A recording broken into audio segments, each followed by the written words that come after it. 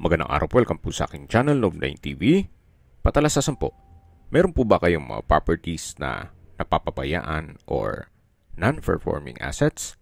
Plan nyo ibenta, pero wala kayong oras sa pagbenta nito. Kung ito'y pagkakatiwala nyo po sa amin, tawag lang po kayo sa aking numero, usap po tayo, gawin ko po ng video for free. Yes, libre po, wala po kayong babayaran. Tutulungan pa namin kayong mabenta ang inyong property. Kami na po bala sa marketing, sa boosting or paid ads.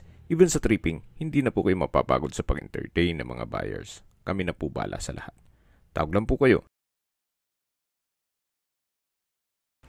Nandito po tayo ngayon sa isang exclusive subdivision dito sa Tagaytay.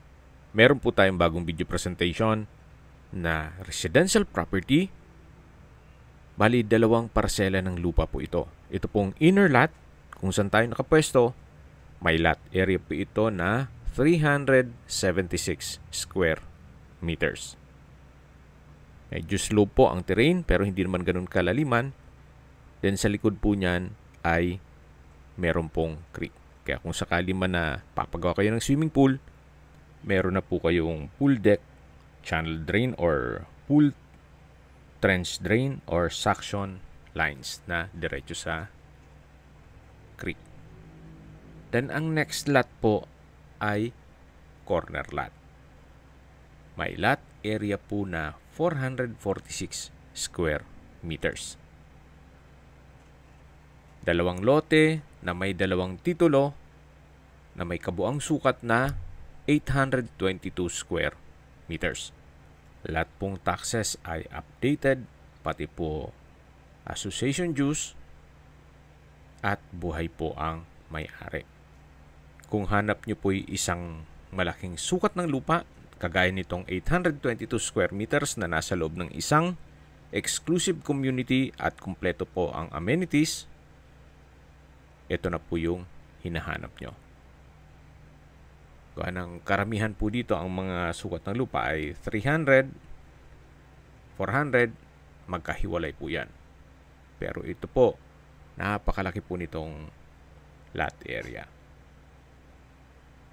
Tungkol naman po sa mga amenities, dito sa loob ng subdivision, meron po itong clubhouse, sports complex, indoor tennis and basketball court, underground drainage system, centralized water supply, Olympic-size swimming pool, at meron pong children's pool, then lighted jogging paths o jogging area, may exclusive gym, playground, 24-hour security, at marami pong iba. Ito po yung frontage, tunghayan niyo po. Napakaganda po nitong lupain at napakatahimik po ng lugar, sariwa ang hangin, at malamig po ang klima. Kaya po nang nasabi ko sa inyo, hindi po siya ganun kalalim. Medyo slope lang ng konti na kung saan bahala na po ang arkitekto ninyo magdisenyo sa ganitong mga slope na terrain ay dun sa lower part ginagawa nilang basement. As per owner instruction, ito po'y binebenta as a whole property. Ito pong corner lot na may lot area na 446 square meters at yung inner lot na 376 square meters. So, buo pong 822 square meters ang binebenta. Hindi po pwedeng isa lang, kundi 2 po. 2 parsela ng lupa ang binebenta niya. Yan po, tunghayan nyo po ulit. Napaganda po, napakaliwalas. Ang kagandahan pa po dito, dito po sa likod ng part nitong property ay wala kayong magiging kapitbahay. Kung sakali man po na may 2 magkaibigan o magkapatid na magkatabi lang, well, pasok na po sa inyong requirements itong property na to.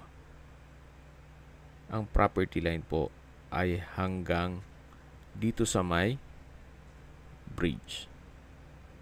At habang pinagmamasdan nyo po itong kapaligiran, pag-usapan na natin ang distance, location at travel time. Mula po sa highway, ang distance is 1.5 kilometers at ang travel time is 4 minutes. Mula naman po sa Picnic Grove, kung saan isa sa mga pasyalan dito sa Tagaytay, ang distance is 2.1 kilometers at ang travel time is 6 minutes. Mula naman po sa Palace in the Sky, ang distance is 6 kilometers at ang travel time is 14 minutes. Mula naman po sa Tagaytay Rotonda, ang distance is 4.9 kilometers at ang travel time is 8 minutes. Kumpleto na po doon gaya ng hotels, restaurants, banks, schools, church at hospital. Yan po yung lagi kong binabanggit sa inyo na dapat nyo i-consider sa paghanap ng property, yung meron pong malapit na hospital. Hindi ko naman po sinasabing sakitin kayo. Yan naman po for emergency purpose lang naman. At mula naman po sa Calax, Santa Rosa exit, ang distance is 32.2 kilometers at ang travel time is 48 minutes. Ang Calax po ay connecting South Luzon Expressway, Skyway, all the way to North Luzon Expressway at ibang parte ng Metro Manila. Kaya mapapabilis na po ang biyahe mula Manila hanggang Tagaytay. At mula naman po sa Manila o sa airport, ang distance is 60.1 kilometers at ang travel time is 1 hour and 10 minutes. Okay, recap lang po.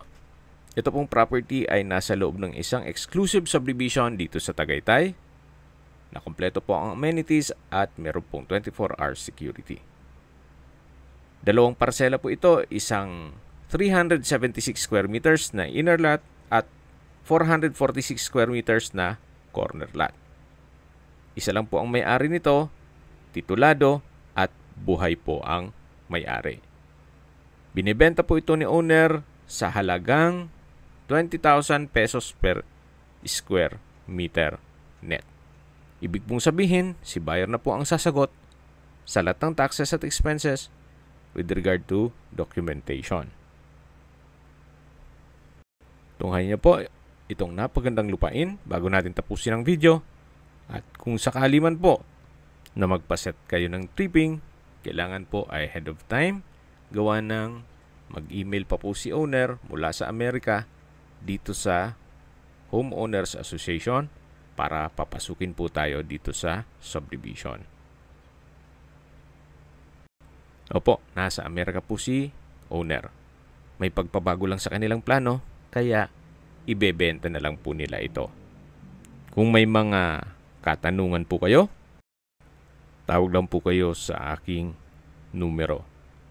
Sa mga kababayan naman natin nasa ibang bansa, meron po akong WhatsApp, Viber, at Telegram. Same number lang po, 0917-316-3399. Sa mga nagtatanong naman po ng aming Facebook, meron po aming Facebook page na Nov9TV at Facebook Real Video. Meron din pong TikTok at Instagram. May ibang YouTube channel po kami, the Nov9TV channel, Nov9TV Listings, Nov9TV On The Spot, Nov9TV Updates, at Nov9TV House Rental. Sana po naibigyan nyo ang video presentation. Paki-like and subscribe na lang po sa aking channel para ma-update din po kayo sa aking future listings. Kung sakali po hanap nyo yung mas malaking sukat ng lupa, meron din po kami ibang listings na pwede nyong pagpilian. Huwag po kayong mag-atubiling tumawag sa amin. Then, let us know your budget para malaman namin kung anong property pwede naming ilog sa inyo. Sa lahat pong viewers, subscriber at nagtiwala po sa amin, salamat po sa suporta. Ingat po kayo lagi at yung pamilya. Maraming salamat po.